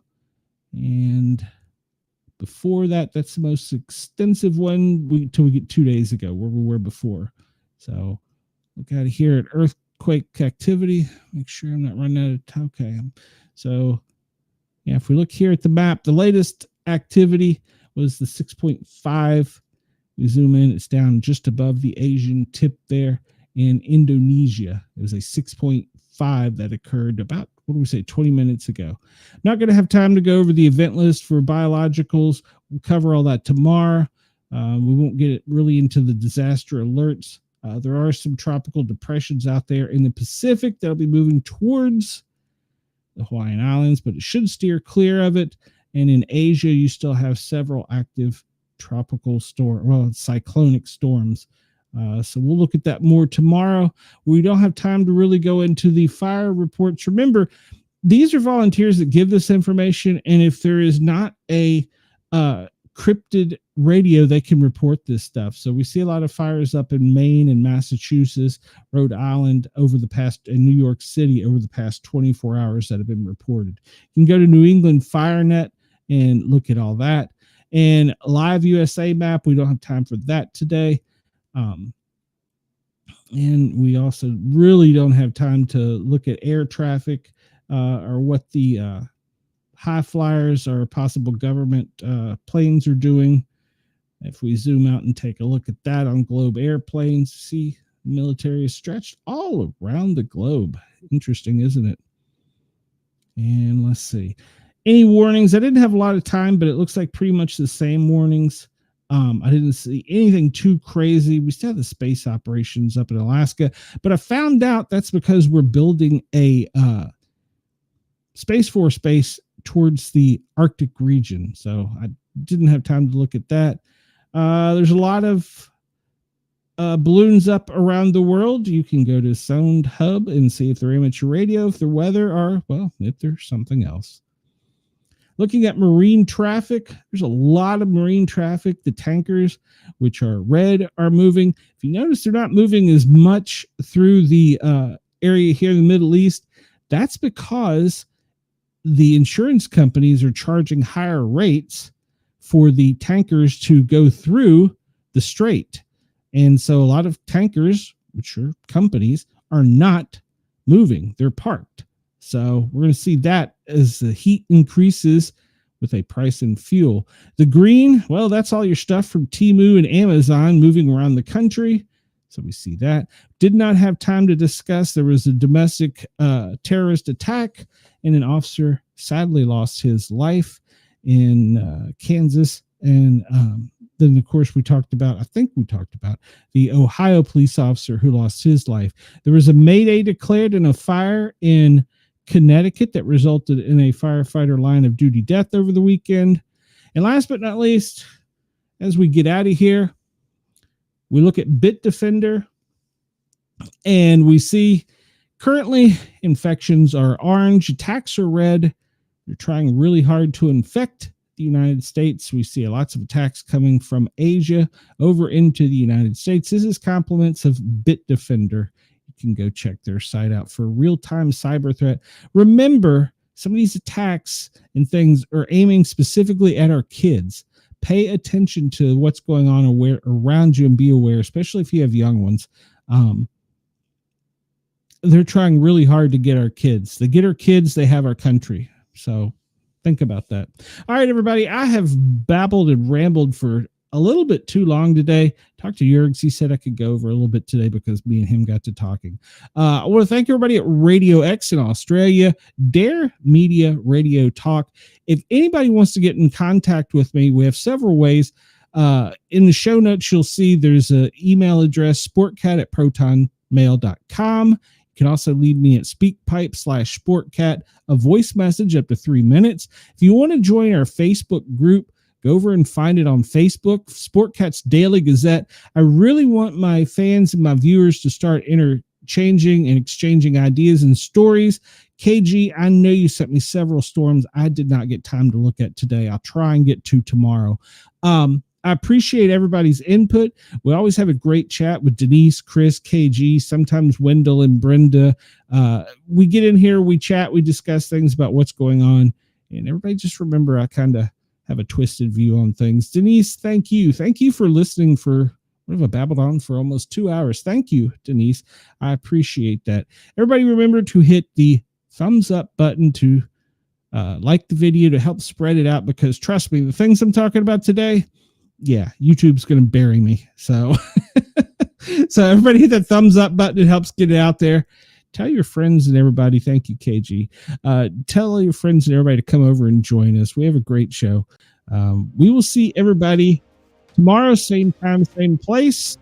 And of course, we'll discuss the other shows that I have, the CBS Big Brother show and the paranormal show. We'll discuss that too. So lots of busy news days. Thanks everybody for tuning in. Thank you for your time. I will see you tomorrow. Thank you for allowing me on Jurgs Radio, Radio X, and Dare Media for allowing me to tickle your ears.